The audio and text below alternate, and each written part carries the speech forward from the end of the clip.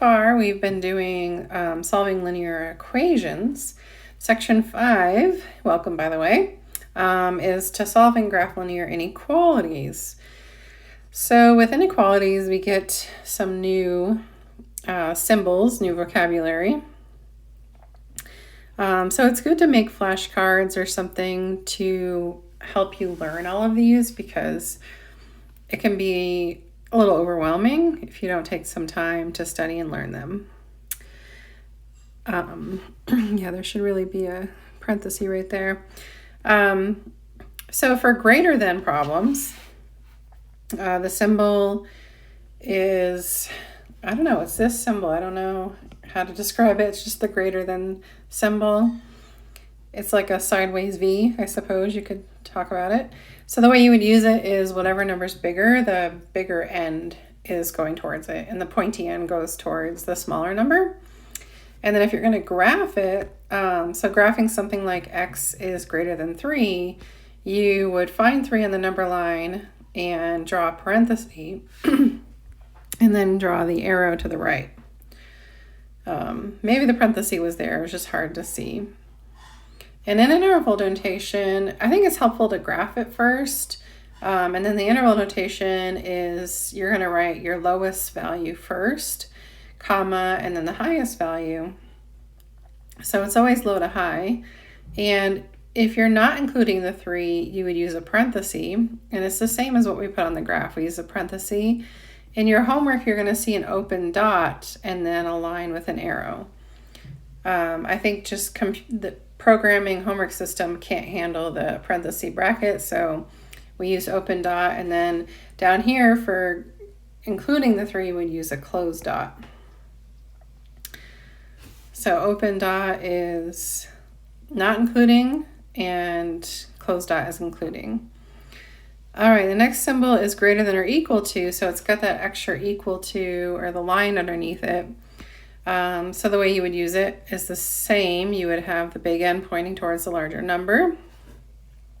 And then the way you would graph it, like x is greater than or equal to 3, is the same. You locate 3 on the graph, and then you put a bracket instead of a parenthesis and then draw an arrow. Or if you're doing homework, you draw a closed circle. They both mean the same thing. Interval notation, we're starting at 3 with a bracket this time. So your graph and your interval notation will match as far as that is, or as far as that goes, except for when you're doing homework.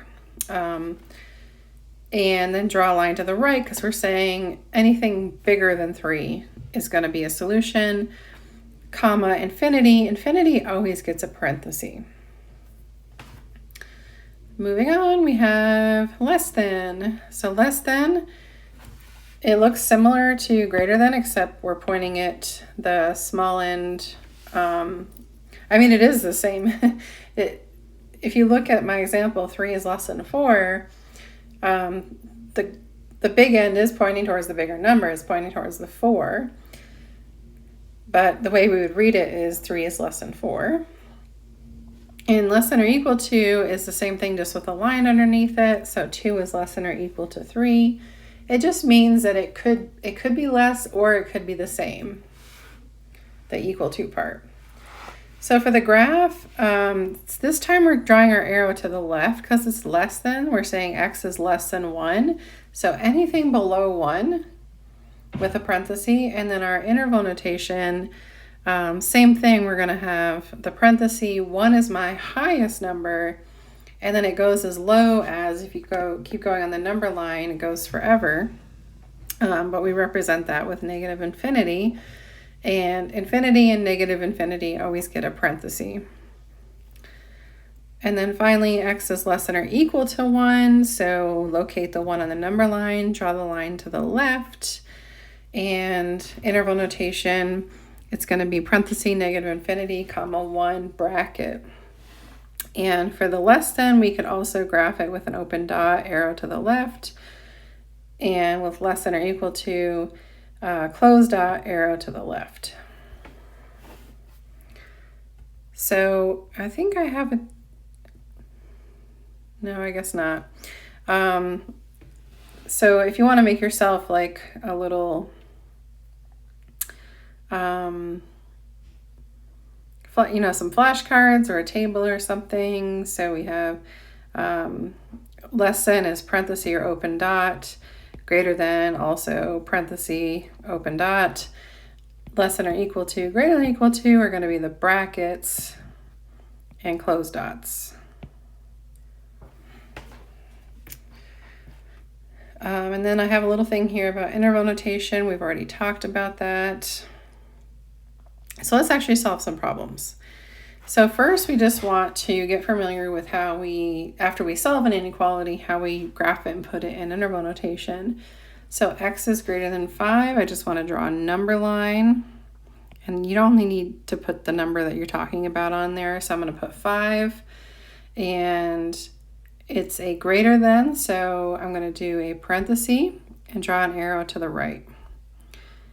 If it's homework, remember it's going to be an open dot instead of a parenthesis.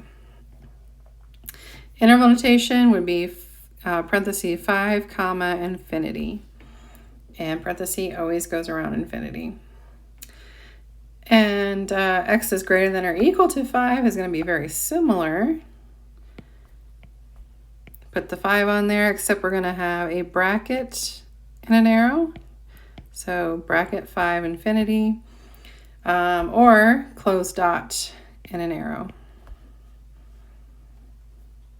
Less than 5 just means that after I draw my 5, I'm going to go to the left with a parenthesis. So the lowest value then would be negative infinity, comma 5 with a parenthesis. So parenthesis, negative infinity, comma 5, parenthesis. Or you could draw it with an open dot, arrow to the left. Less than or equal to 5, plot my 5 on the number line. Draw a bracket this time because it's equal to, and then an arrow to the left. So my interval notation is parenthesis, negative infinity, comma 5 with a bracket. And remember, this could also be with a closed dot, arrow to the left.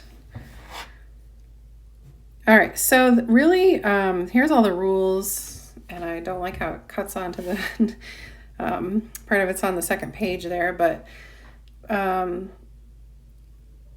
addition and subtraction are the same for inequalities as they are for equations. The only thing you have to remember with inequalities is whenever you're multiplying or dividing by a negative, you have to flip the sign. So that's what all that stuff means, but let's just try some. So n minus 11 is less than 33. To solve that, I'm adding 11 to both sides. So n is less than 44. And I'm going to graph that by putting 44 on the number line and then draw a parenthesis and arrow to the left because it's less than. So after I graph it, it's easy for me to see that the interval notation is negative infinity, comma 44, parenthesis. Example B. U plus 25 is greater than 21. So subtract 25 on both sides. U is greater than negative 4. So draw a number line, plot negative 4. You can plot other numbers too, you don't really need to. So it's greater than that. So I'm going to do parenthesis, arrow to the right. So interval notation is parenthesis, negative 4, comma, infinity, parenthesis.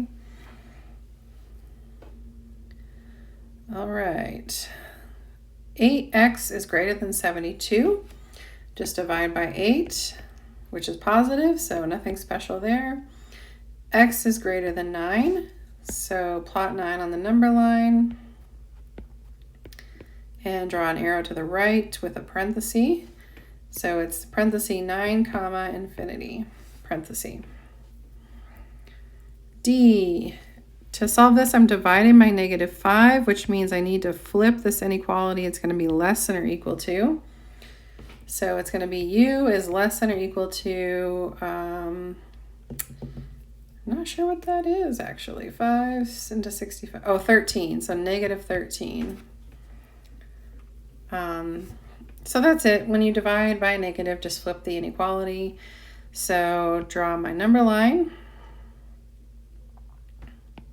with negative 13, and it's less than, so I'm going to the left with a bracket, less than or equal to, parenthesis, negative infinity, comma, negative 13, bracket. E is b over negative 10 is greater than or equal to 30. So I want to multiply both sides by negative 10 to solve it, which means I need to change the inequality to less than or equal to. So I get b is less than or equal to negative 300. So plot that out. This is why you don't want to write all the numbers, because negative 300 would take a while. It's less than, so again, go to the left. And this one gets a bracket because it's equal to. And my interval notation, that arrow to the left is going towards negative infinity. So it's parenthesis, negative infinity, comma, negative 300, bracket. I always draw the graph first because that helps me with the interval notation. And F. Okay, we have one more section after this. 2/3 y is greater than negative 36, so I need to multiply by 3/2 if I want to get rid of the 2/3. That's the reciprocal. So then I'll get y is greater than, let's see, 18, oh boy, 18 times 3, whatever that is, it's a negative. But I didn't multiply by a negative, so I'm not flipping the sign here. I just have to go over to the side because we're not allowed to use calculators. Negative 54. You might be saying, where did 18 come from? Well, I divided by 2 first. I knew that 36 divided by 2 is 18, and 18 times 3 is easier to do than doing 36 times 3. So y is greater than negative 54, so draw my number line, plot negative 54, and I'm going to the right because it's greater than. And we use a parenthesis because it's not including the negative 54. So parenthesis, negative 54, comma, infinity, parenthesis. You might need to watch this one more than once to start getting the hang of it, and that's okay.